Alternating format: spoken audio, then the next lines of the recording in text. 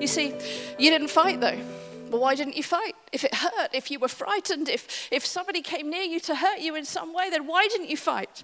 What's wrong with you? Were you consenting? Were you just wanting that? And again, I hear this time and time and time again for children that are told that they didn't fight, and so therefore it is actually their fault. And yet we recognize, don't we, with psychoeducation, a lot of what Graham was saying this morning with the polyvagal theory, we recognize that actually it is a physiological response to feeling overwhelmed and terrified that our body can shut down. And in that instant, we don't have the choice cognitively to go, shall I have a conversation at this point? Shall I fight? Shall I flight? I've heard there's 3 options. Fight, fright, freeze. Which one shall I do?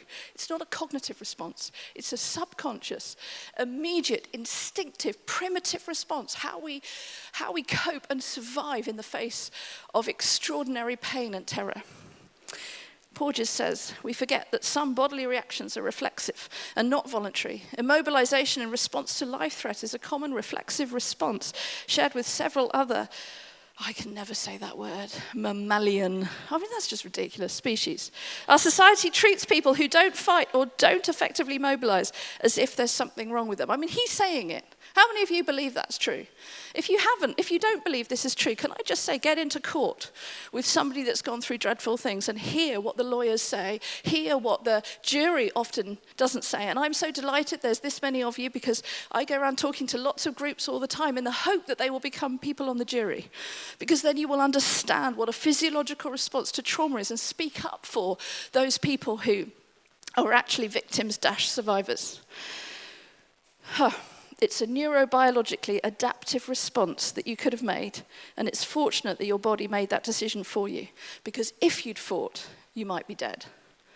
You see, that's what we know, right? Most of us in the room know this, but we've got to fight harder for those people that don't know it. There's too many adults who were children, who were abused, or they were raped, or they were hurt in some way, and they've grown up thinking, well, I didn't fight, I didn't say no, it was probably my fault. And they live with shame, and I'm doing a workshop later about the impact of shame, but essentially the impact of shame is another physiological, primitive, instinctive response, which means that all sorts of challenges follow through for life.